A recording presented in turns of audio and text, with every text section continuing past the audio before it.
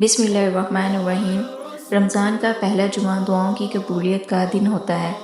جو انسان رمضان کے پہلے جمعے کے دن روزہ رکھتا ہے اور افطاری پہ 7 مرتبہ سورۃ النصر پڑھ کر اللہ تعالیٰ کے ہاں اپنے ہاتھوں کو اٹھا کر اپنی دعا کو پیش کرتا ہے تو اللہ تعالیٰ غیب کے فرشتے اس کے لیے بھیجتا ہے جو فوراً اس کی دعا کو اللہ کے دربار میں قبول کرواتے ہیں۔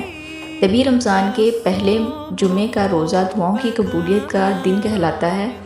امام حسین رضی اللہ تعالیٰ عنہ نے فرمایا، جب رمضان آئے تو کوشش کریں کہ اس کے تمام روزے رکھیں اور روزے کھولنے سے پہلے محمد و آل محمد پر درود بھیج کر اپنی دعا اللہ کے دربار میں بھیجا کریں، کیونکہ افطاری سے پہلے اللہ تعالیٰ تمام بندوں کی دعاؤں کو قبول فرماتے ہیں اور اس پر تمام فرشتے منتظر رکھتے ہیں تاکہ اللہ کا بندہ کیا مانگتا ہے تاکہ ہم وہ چیز اس کو ابھی کے ابھی لا کر دے دیں۔